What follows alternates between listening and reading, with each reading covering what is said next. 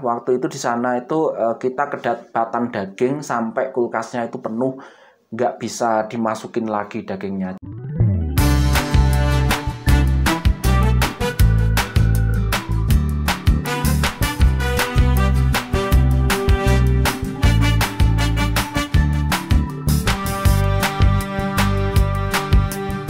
Sahabat semuanya, assalamualaikum warahmatullahi wabarakatuh. Selamat datang di channel Samawa Family.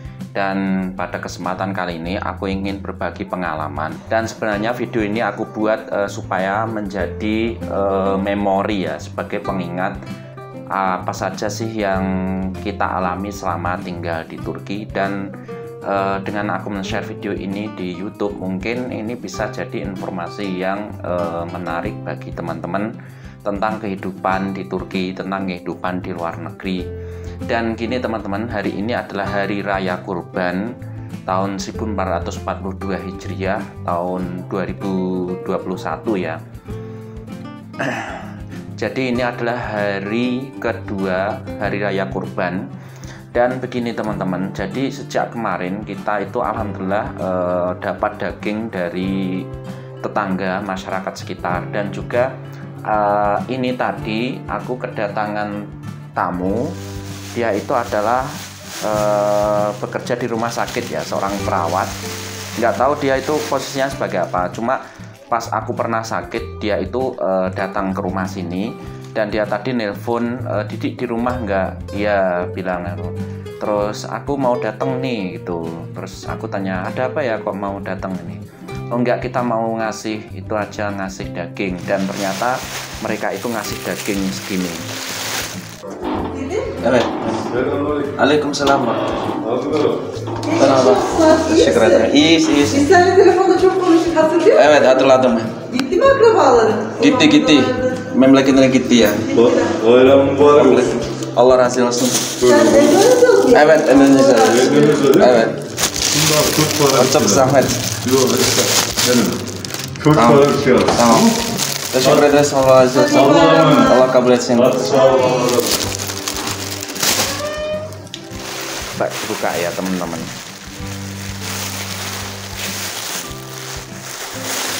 Nggak tahu ini beratnya ini berapa. Ini nggak tahu daging apa ya. Nanti dibuka dulu ya. Kadang ya campur, kadang sapi, kadang juga itu sih. Belum tahu ini daging apa. Cuma kalau lihat versinya itu ada dua. Ada yang masih daging utuh, ada yang sudah dihancurkan. Jadi udah digiling itu, karena memang orang Turki itu masakannya di sini masakan dagingnya itu biasanya digiling untuk dijadikan kebab. Nah, yang kita alami juga kemarin di hari pertama itu banyak sekali tetangga yang datang. Ada berapa ya, tetangga atas itu semua datang, kemudian ada tetangga luar itu. Yang tetangga luar itu tadi malam atau tadi pagi kalau nggak salah. Karena memang gini, ada kadang aku yang nerima, kadang istriku yang nerima dagingnya, kadang Afka itu yang aku suruh bukain pintu. Sini. Apa ini? Tapi Daging sapi. Iya. Dikasih siapa? tetangga komsu. do,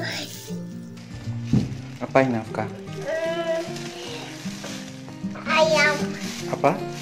Bukan ini, apa kambing ini. Siapa yang ngasih? akadate Maryam Akadas Maryam nih. Maryam. Jadi mereka itu ngasih daging, dan alhamdulillah kulkas kita itu kayaknya bakalan penuh. Dan memang setiap tahun seperti ini teman-teman. Jadi di Turki itu masyarakatnya itu kan madhabnya Hanafi. Jadi madhab Hanafi itu kurban itu hukumnya bukan sunnah muakkad lagi. Jadi untuk masyarakat Turki, hukum berkurban itu wajib setiap tahun bagi yang mampu.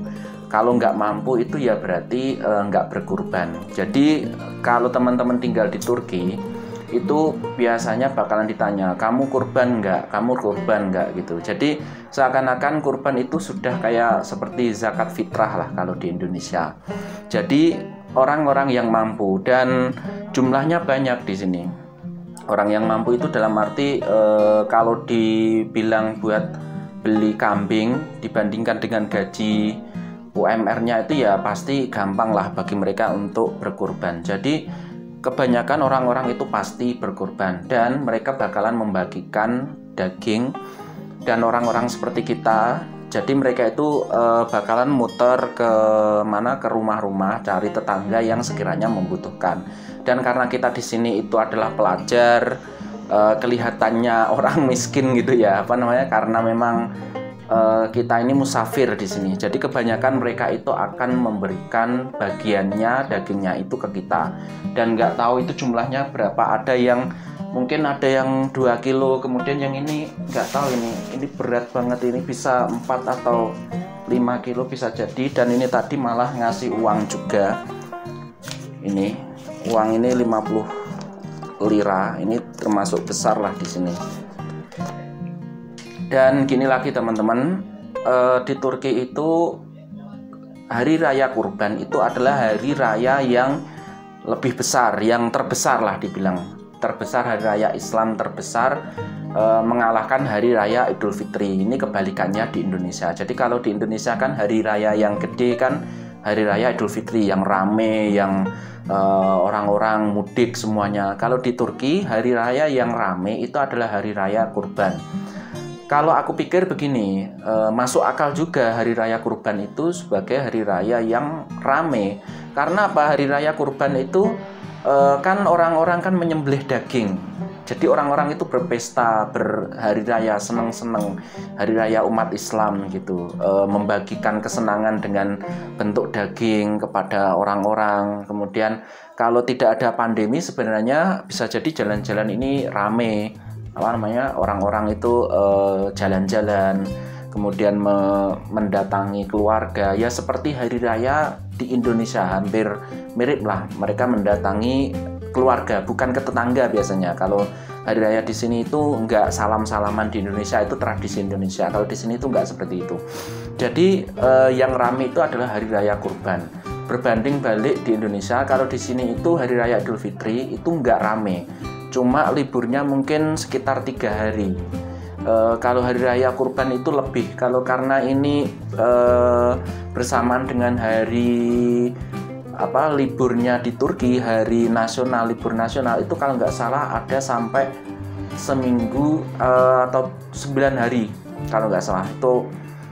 Jadi sejak tanggal 15 kemarin hingga tanggal sekarang ini tanggal 21 itu masih dihitung libur, sampai sekitar 3 hari ke depan itu masih libur teman-teman. Jadi hari raya kurban itu adalah hari raya yang sesungguhnya di Turki.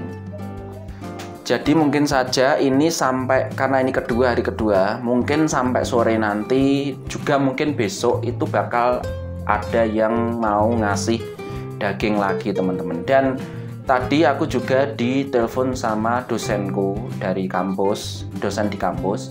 Jadi beliau itu katanya mau ngasih daging ke aku juga. Ya itu gini, mungkin karena bisa jadi yang kurban banyak, jadi mereka itu nelpon biar bisa menyampaikan ini, ngasih daging kurbannya itu biar rata gitu. Jadi beliau menelpon aku, ya memang setiap tahun gitu ya. Jadi yang pelajar-pelajar itu, yang student itu, mereka itu dikasih oleh Hoja. Jadi Hoja itu nanti nelpon, kamu rumahmu mana? Aku mau ke rumahmu, mau ngasih daging ini. Nah karena rumahku sama rumahnya dosenku itu agak jauh, jadi aku bilang aku besok ke tempat yang dekat dengan rumahnya beliau aja, dan beliau mengiyakan. Oke.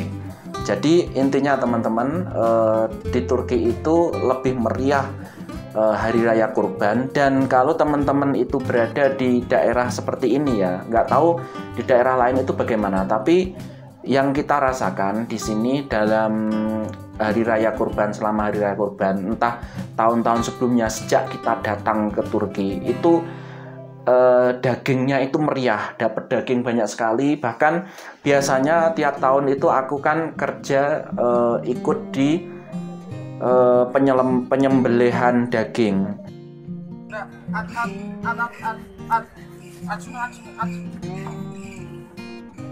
Terus ke sana.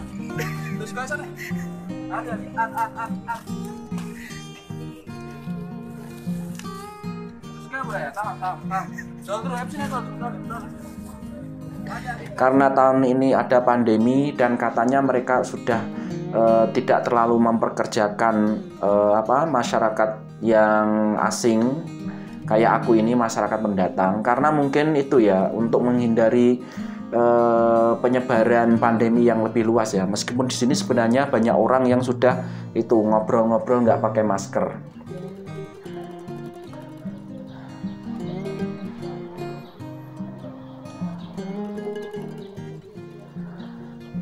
Jadi meskipun di sini kasusnya itu udah berkurang, tapi mungkin untuk menghindari lonjakan kasus yang lebih besar lagi, mereka itu tidak memperkerjakan orang-orang asing. Dan memang aku juga nggak mau kerja tahun ini dikarenakan sana itu panas sekali. Dan kalau aku mau kerja, itu bakalan dapat daging banyak teman-teman, bakalan dapat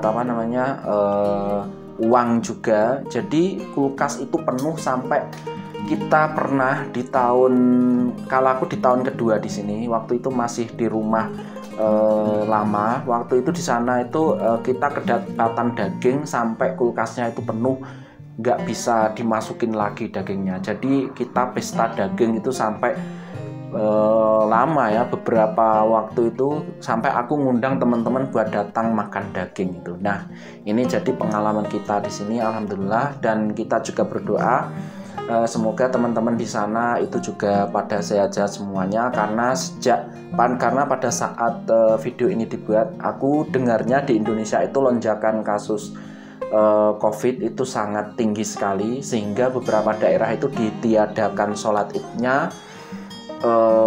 juga ditiadakan penyembelihan secara umumnya. Jadi penyembelihannya itu yang aku pahami ya, penyembelihannya itu di tempat khusus, nanti baru dikasihkan gitu. Nah, mungkin cukup sekian untuk video kali ini, semoga bermanfaat. Kita ketemu lagi dalam video berikutnya. Wassalamualaikum warahmatullahi wabarakatuh.